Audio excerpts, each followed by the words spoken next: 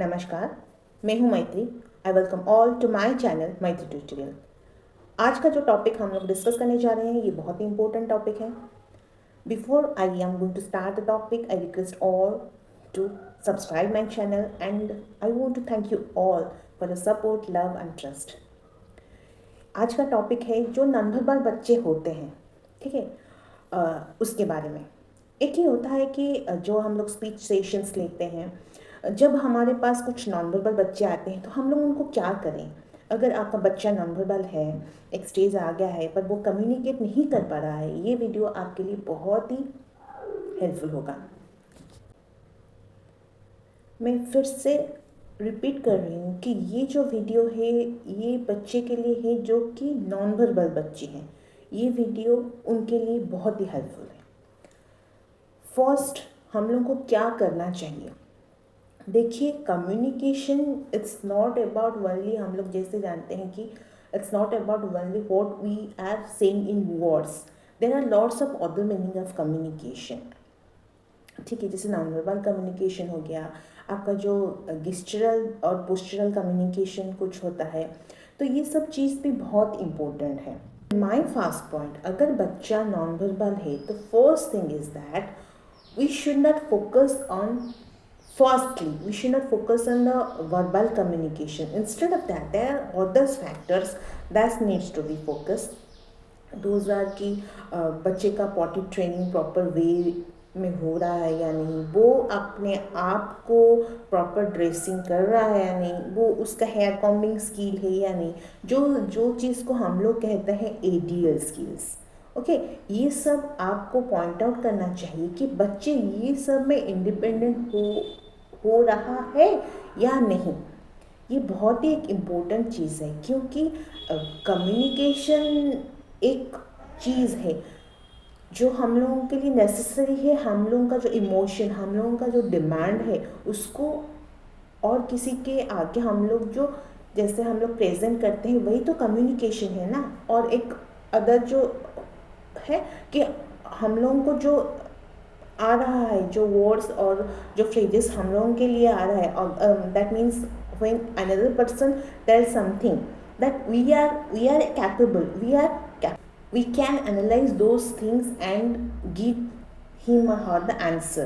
Okay, so this is one kind of communications.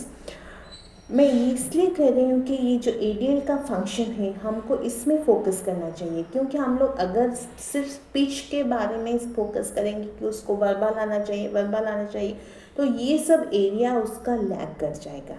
ये एक point है।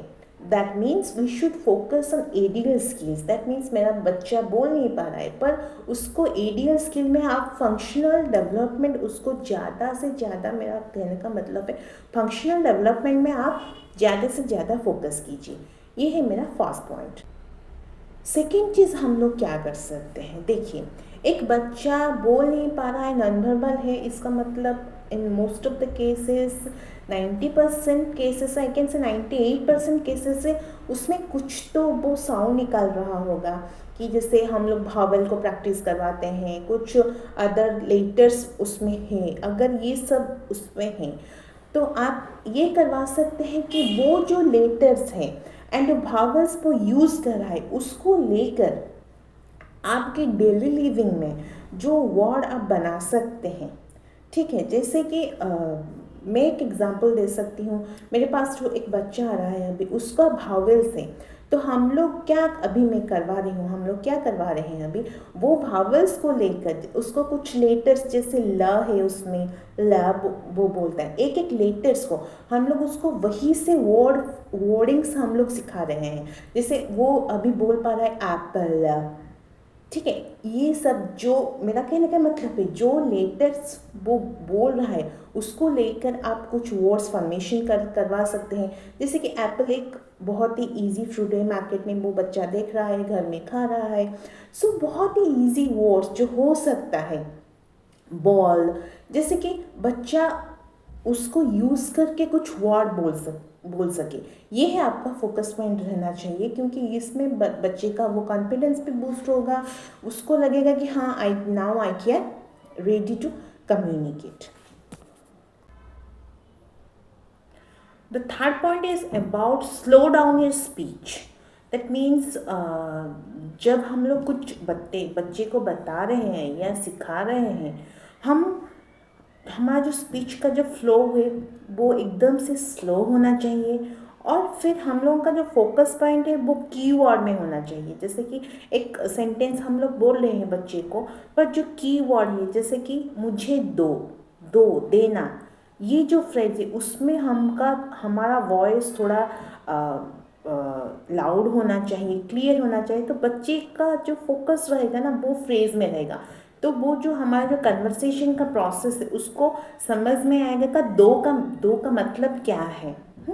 तो ये सब छोटा छोटा चीज़ आपको ध्यान देना पड़ेगा जब भी आप कन्वर्सेशन कर रहे हैं, बच्चे को कुछ स्टोरी टेलिंग करवा रहे हैं, आप कुछ कर रहे हैं, बच्चे सुन रहा है, जो की फ्रेजेस होता है, जैसे कि आपका एक्शन वर्ब हो गया, नेमिंग वर्ड हो गया, ये सब को आप थोड़ा इंथ्यूजियाज्म के साथ, थोड़ा मतलब मड्यूलर वॉइस में, कुछ इंटरेस्टिंग वॉइस में आप वो करवा सकते हैं, तो बच्चे का इंटरेस्ट भी आएगा, उसको समझ भी आएगा कि ये चीज़ क्या है, वो कनेक्ट कर पाएगा।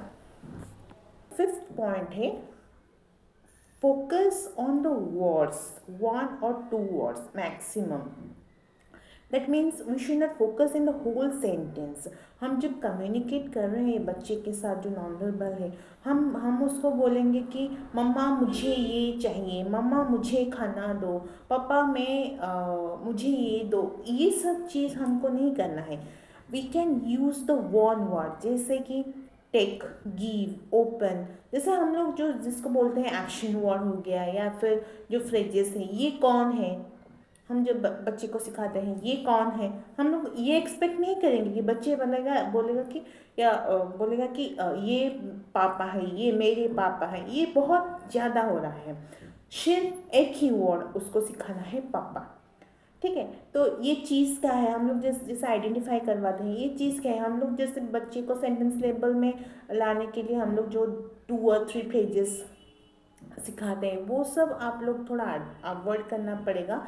हमको सिर्फ वो जो फोकस वर्ड है उसको ही बच्चे को लर्निंग के लिए हमको देना चाहिए, ताकि वो छोटा मतलब ये जो स्पीच का जो प्रोसेस है एक बहुत बड़ा प्रोसेस है, हमको उसको छोटा छोटा करना है ताकि बच्चे का लर्निंग प्रोसेस इजी रहेगा, वो इजीली लर्न कर पाएगा। लास्ट में मैं इतना ही कहूँगी कि ये जो स्पीच का जर्नी है एक बहुत ही लंबा जर्नी है। ये नहीं है कि आपका 1 महीना में आ जाएगा या फिर 2 महीना में आ जाएगा। अगर बच्चा नॉन वर्बल है तो ये तो बहुत और चैलेंजिंग है। तो आपको जो नॉन वर्बल गेस्चर्स है, नॉन वर्बल पोस्चर्स है हम लोगों का, उसका भी आप लोग सहारा ले सकते हैं। ये कुछ मतलब पेरेंट्स लोगों को मतलब कभी कभी ये सोचते हैं कि हम लोग अगर नॉन वर्बल गेस्चर और पोस्चर का हेल्प लेंगे तो बच्चे का कम्युनिकेशन नहीं आएगा, वो जो वर्बल कम्युनिकेशन है वो चला जाएगा। नहीं, इसको हम लोग एक साइड, जैसे हम लोग असिस्टिव डिवाइस बोलते हैं ना, मैं वैसा ही बोलती हूँ कि ये सब असिस्टिव डिवाइस है बच्चे को हेल्प करने के लिए। ये नहीं कि बच्चा नॉन वर्बल ही हमेशा हम लोग जब बच्चे को सिखाएंगे कि आओ, वो आओ नहीं बोल पा रहा है पर वो ऐसे तो कर पाएगा ना।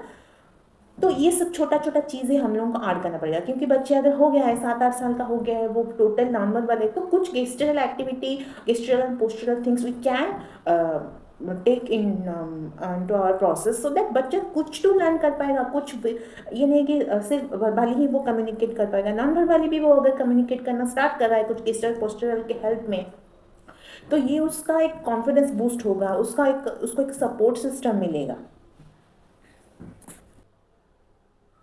होप आज का वीडियो आपको अच्छा लगा। अगर कुछ क्वेरीज हैं आप मुझे कमेंट सेक्शन में पूछ सकते हैं। बहुत ही जल्द मैं मेरे नेक्स्ट वीडियो के साथ आ रही हूँ। टिल देन बाय बाय, जय जगन्नाथ।